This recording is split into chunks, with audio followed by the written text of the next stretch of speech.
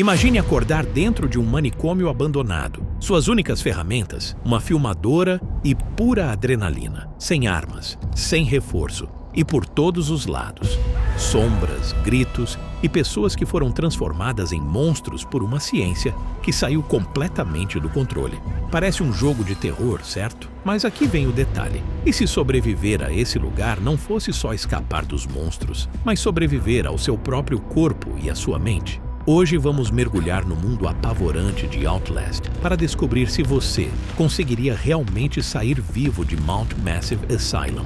Vamos explorar a ciência do medo, a realidade por trás de experimentos de controle mental como o MKUltra, o impacto brutal da exaustão, da fome e dos ferimentos não tratados.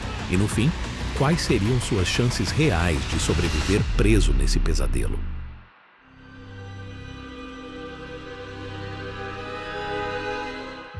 Mount Massive não é apenas um cenário de terror. É um ecossistema de monstros humanos, cada um refletindo os horrores que a Murkoff criou em seus experimentos. E o mais assustador é perceber que por trás de cada rosto deformado já existiu uma pessoa comum. O mais marcante deles é Chris Walker, o ex-soldado transformado em uma máquina de matar. Gigante, mutilado e com a mente quebrada, ele ainda age como se estivesse em serviço, repetindo frases militares enquanto caça qualquer intruso. Walker simboliza a destruição do instinto de proteção. Ele acredita estar mantendo a ordem, mas na verdade é apenas a arma perfeita da Murkoff, movida por trauma e força bruta. Em contraste, temos os gêmeos, dois homens nus, magros e com cicatrizes que os tornam quase idênticos. Eles não correm, não gritam, não fazem barulho desnecessário. Caminham lentamente atrás de você, com calma e crueldade, como se a caçada fosse inevitável. O mais assustador deles não é a violência explícita, mas a frieza calculada. Eles representam a completa perda da humanidade. Não há emoção, só um desejo mórbido de perseguir e matar. Depois vem Richard Traeger, talvez o personagem mais perturbador de todos, um ex-funcionário da Murkoff. Traeger ainda mantém uma aparência mais normal que os outros Variants, mas é justamente isso que o torna pior. Ele não é uma fera irracional, ele é racional, inteligente, até irônico, e usa isso para torturar pacientes e transformá-los em experimentos grotescos. Sua crueldade tem método. Traeger é o retrato do cientista que deixou a ética de lado e abraçou o sadismo como parte do trabalho. Há também inimigos menores, mas igualmente terríveis. Pacientes aleatórios vagam pelos corredores, alguns violentos, outros apenas murmurando em delírio. Cada um mostra um estágio diferente da degradação causada pelo Morphogenic Engine. Corpos frágeis, mentes despedaçadas, olhos sem vida. Eles podem não ser chefes memoráveis, mas criam a sensação de que o manicômio inteiro respira ódio e loucura. E por trás de todos eles paira o verdadeiro monstro, o Walrider, a entidade formada por nanorobôs que precisa de um hospedeiro humano para existir. Ele é a culminação dos experimentos da Murkoff, um predador invisível que transforma qualquer pessoa em marionete. Os Variants são horríveis, mas o Walrider é o lembrete de que Mount Massive não é apenas um manicômio, é um laboratório onde a ciência foi longe demais.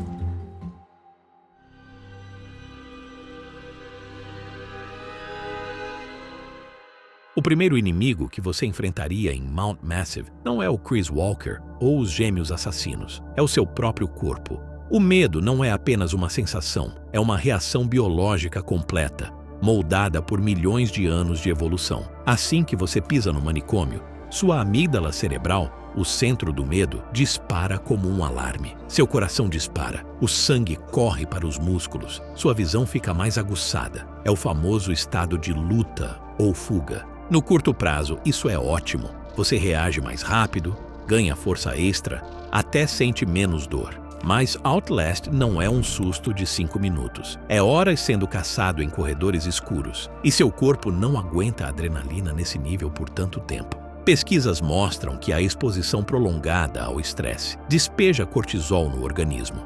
Esse hormônio, em excesso, começa a destruir você por dentro. Enfraquece o sistema imunológico, prejudica a memória e até reduz seu tempo de reação. Em um estudo de 2016, pessoas sob estresse constante já mostravam tomada de decisões comprometida em apenas 48 horas. No contexto do jogo, isso significa perder rotas de fuga, congelar no pior momento ou julgar errado a distância de um variant. E não é só o corpo, a mente também sofre. Sob estresse extremo, o cérebro desliga a lógica para focar só em sobrevivência. Raciocínio, planejamento, esquece. Você passa a tomar decisões rápidas, mas muitas vezes erradas. É exatamente por isso que, em Outlast, você corre para portas trancadas ou se esconde em lugares ruins. E tem mais: alucinações. Privação de sono somada ao medo pode gerar alucinações auditivas em menos de 24 horas. As visuais vêm logo depois. Aquela sensação de ver alguém no canto do olho, mas não há nada lá, isso é real. O jogo traduz isso com seus sons estranhos e sombras que parecem vivas. Sua percepção da realidade começa a rachar. E o pior, o medo constante drena sua resistência física. Você fica mais fraco, lento, desajeitado. Enquanto Miles consegue correr e escalar por horas, uma pessoa real bateria no limite em menos de 2. Antes mesmo de enfrentar um monstro, você já estaria perdendo a luta contra si mesmo.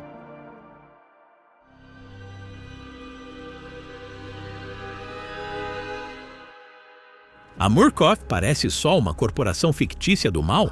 Pois não é tão inventada assim. Os experimentos de Outlast foram inspirados em projetos reais como o MKUltra. A CIA iniciou esse programa nos anos 1950 para estudar como controlar mentes humanas. O objetivo? Criar o espião perfeito. Os métodos? Um pesadelo em vida. Pacientes psiquiátricos, prisioneiros e até civis foram drogados com LSD, submetidos à privação sensorial, eletrochoques e semanas sem dormir. Em um caso famoso, um paciente foi mantido em coma induzido por 20 dias, enquanto gravações repetitivas tocavam sem parar para tentar implantar memórias novas. Reconhece o paralelo? É basicamente o manual da Murkoff. No jogo, os Variants são pessoas destruídas por traumas, drogas, hipnose e pelo temido Morphogenic Engine. E pasme, na vida real, já existem máquinas capazes de alterar estados cerebrais, como a estimulação magnética transcraniana e implantes cerebrais que podem mudar humor ou percepção. O Walrider,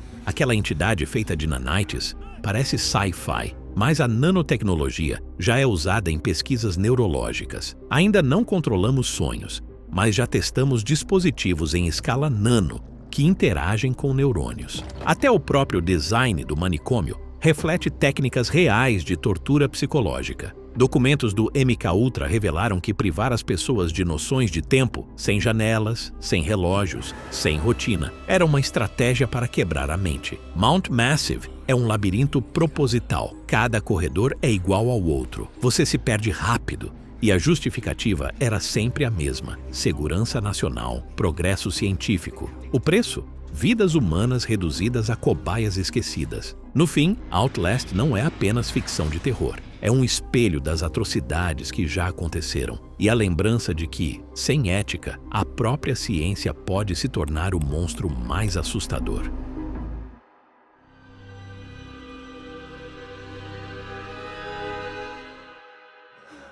Imagine a cena.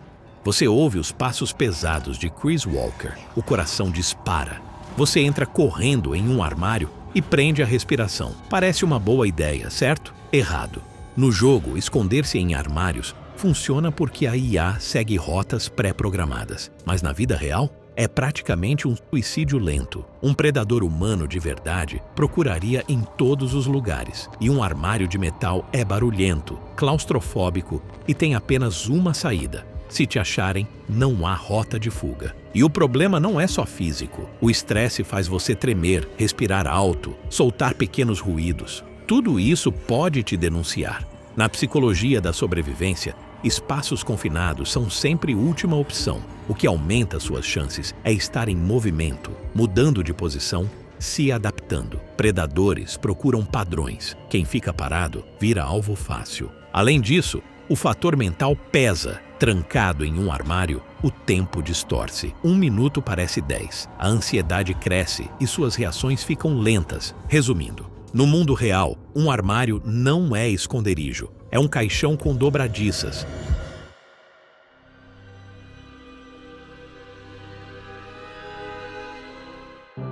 Agora esqueça os monstros por um segundo.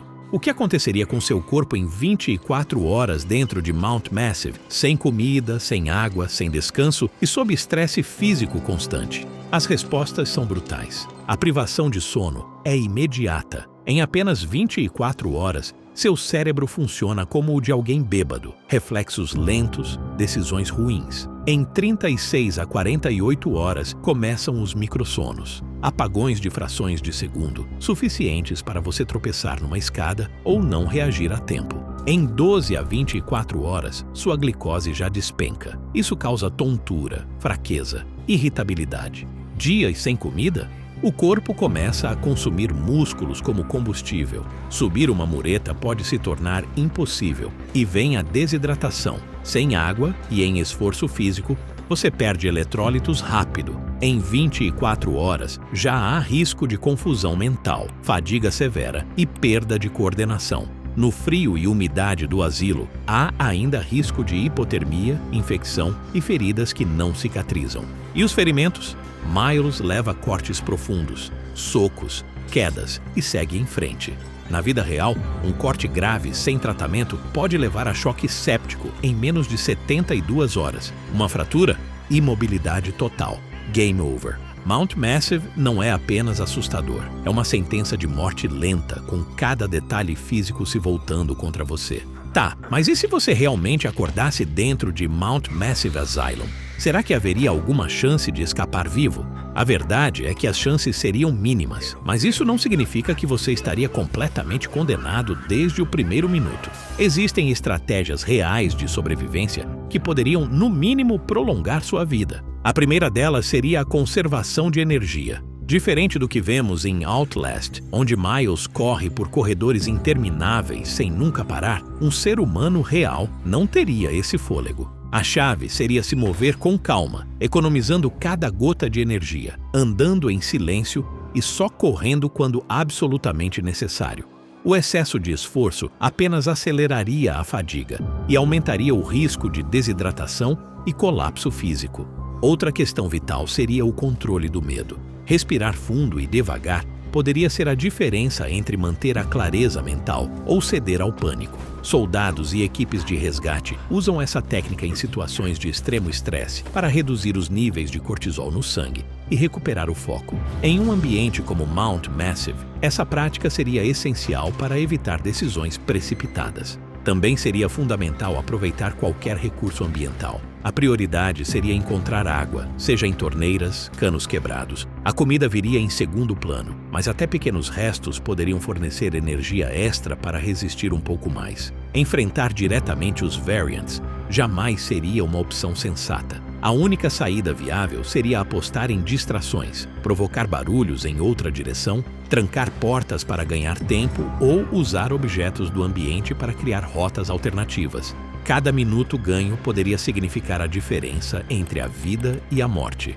Outro ponto crucial seria não se perder no labirinto interminável do manicômio. O cérebro humano facilmente perde a noção de direção sob estresse, e a estrutura confusa de Mount Massive só pioraria a situação. Por fim, os ferimentos inevitáveis precisariam ser tratados de alguma maneira improvisada. Rasgar pedaços de roupa para estancar cortes ou improvisar torniquetes poderia não curar, mas ao menos evitar que uma lesão banal se transformasse em sentença de morte por hemorragia ou infecção. Essas medidas não garantiriam uma fuga bem-sucedida, mas poderiam adiar o inevitável e, quem sabe, abrir uma brecha para sobreviver um pouco mais. Em um cenário como o de Outlast, cada segundo extra de vida já seria uma vitória.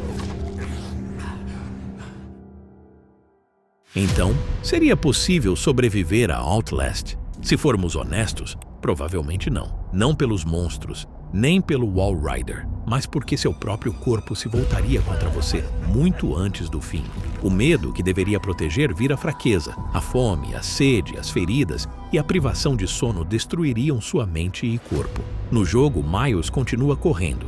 Na vida real, você cairia no chão antes de chegar à saída. E aí está o maior terror. Os experimentos da Murkoff parecem absurdos, mas têm raízes em fatos históricos reais. A linha entre ficção e realidade é fina demais. Da próxima vez que você ligar o jogo, lembre-se, não são só os variants que você deveria temer, mas o que acontece quando a ciência perde a ética, quando o medo vira arma e quando a mente humana é empurrada além do limite.